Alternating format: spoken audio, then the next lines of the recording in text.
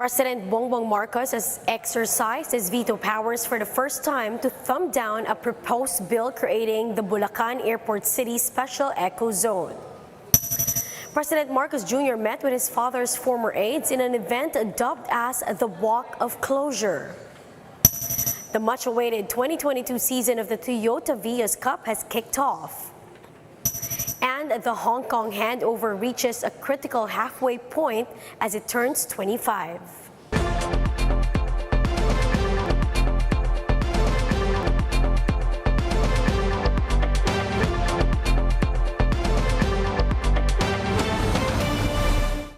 Fast, focused, and fearless. Here's everything you need to know to jumpstart your weekend. I'm Riza Diaz. On his first day, President Bongbong Marcos vetoed the bill seeking to create the Bulacan Airport City Special Economic Zone. In a letter addressed to the Senate, Marcos Jr. said the proposed measure includes provisions that pose fiscal risk to the country. Now, this includes significantly narrowing the tax base with its mandated incentives applicable to registered enterprises. The president added that House Bill 7575 lacks coherence with existing laws, rules, and regulations, and noted that it has no provisions for an audit by COA. Recall that during the Duterte administration, San Miguel Corporation's Bulacan Airport City was granted a 50-year franchise to build and operate the facility under a revenue-sharing scheme. Also on his first day, President Ferdinand Marcos Jr. met with his father's aides more than 3 decades after their separation. The late dictator's staff turned emotional as they shook hands with the president in the event dubbed as the Walk of Closure. The staff was composed of former nurses and security officers of the late President Ferdinand Marcos Sr. Meanwhile, President Marcos Jr.'s supporters are appealing to critics to give him a chance as his father's dictatorial rule continues to cloud over his presidency. JC Cosico has the report.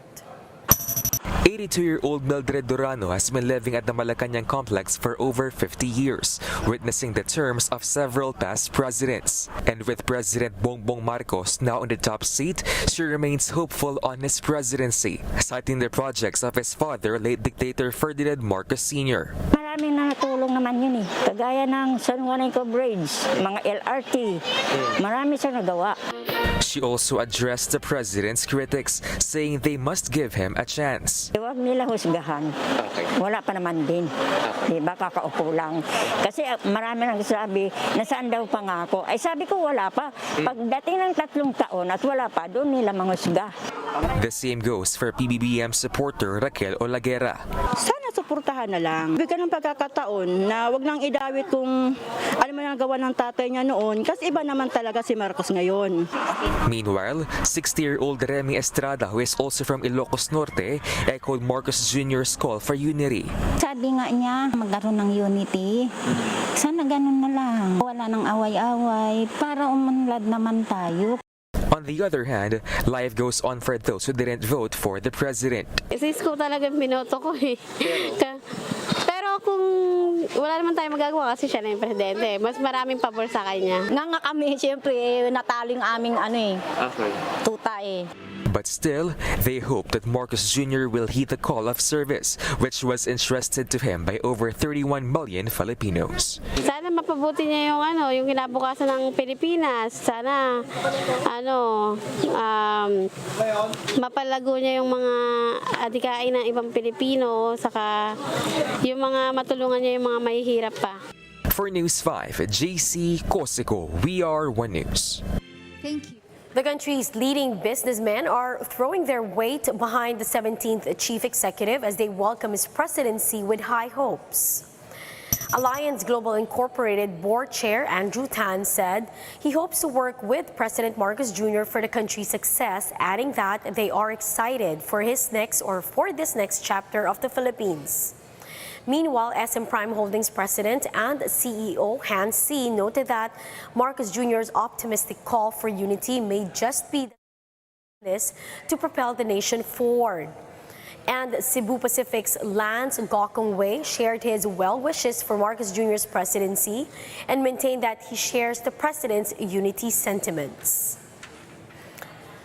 We'll be back with more stories after the break. Keep it here on One News.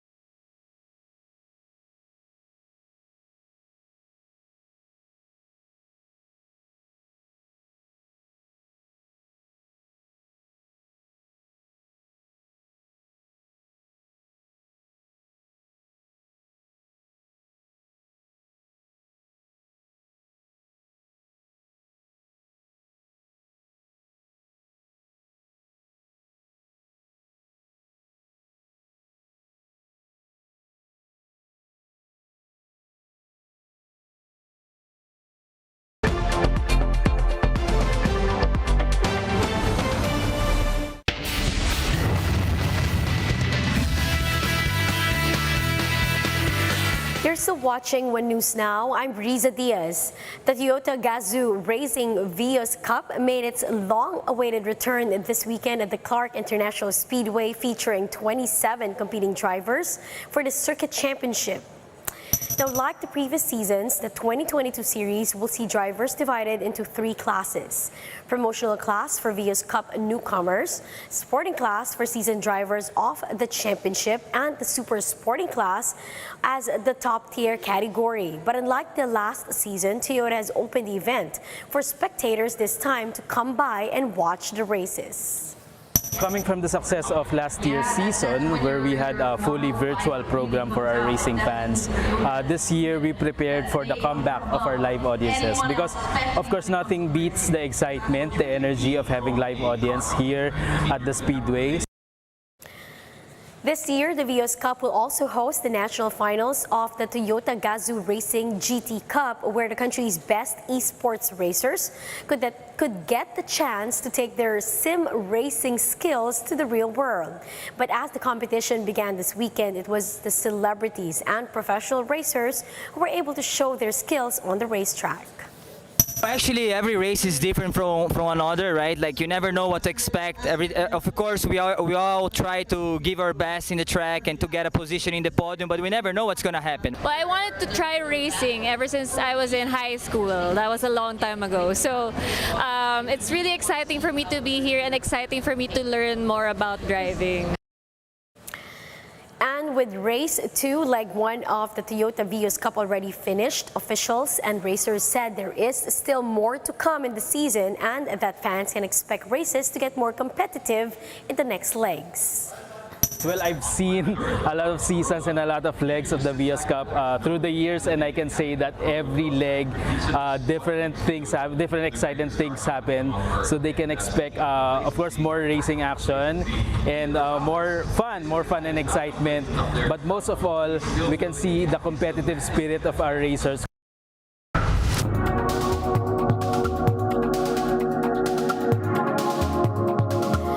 As Hong Kong commemorates its 25th anniversary of Chinese rule, Chinese President Xi Jinping glosses over the area's tumultuous political landscape and instead focus on prosperity, economic development, and unity. More in this Bloomberg Quick Take. We are in the middle of a typhoon right now and dealing with some stormy weather, but when it came to the political storm that Hong Kong has gone through in the last 2 or 3 years, President Xi seemed to try to move away from that, saying Hong Kong is, after the storm, reborn from the ashes, and saying that we've entered into this new stage from chaos to governance, sort of a sideswipe to Carrie Lam in her tumultuous term where she essentially faced a lot of political dissent that is now essentially crushed. You have pro-democracy opposition leaders that are still in jail waiting to be on trial since this national security law came into effect 2 years ago. And so she's trying to focus more on prosperity. Now it's time to pivot into economic development and really focusing on some of the social issues that perhaps the last 4 chief executives had failed to address, especially when it comes to housing and how to alleviate this income and wealth gap here in the city and try try to fix this housing crisis in the world's least affordable market. We also talked a little bit more about a well-balanced government as well as markets. Does that mean less monopoly, and maybe a warning to some of the real estate tycoons out there, given that they have a pretty tight grip on the real estate market and the land supply here? So the fact that he came here, though, is already significant. Xi Jinping has not left mainland China for nearly 900 days now, since the early days of the pandemic, and the last time he came here was back in 2017. It maybe is a sign that Hong Kong definitely shows importance to them. He wants to project this message, a positive message of strength, unity, and stability being the key. And those are the top stories of the hour. Join us later at 9 in the morning as we continue to monitor the day's biggest stories. You can also catch One News on Signal Play app. Register for a free account now at www.signalplay.com and stream One News live anytime, anywhere. I'm Riza Diaz. Mask on, wash hands, and stay safe, Philippines. We are One News.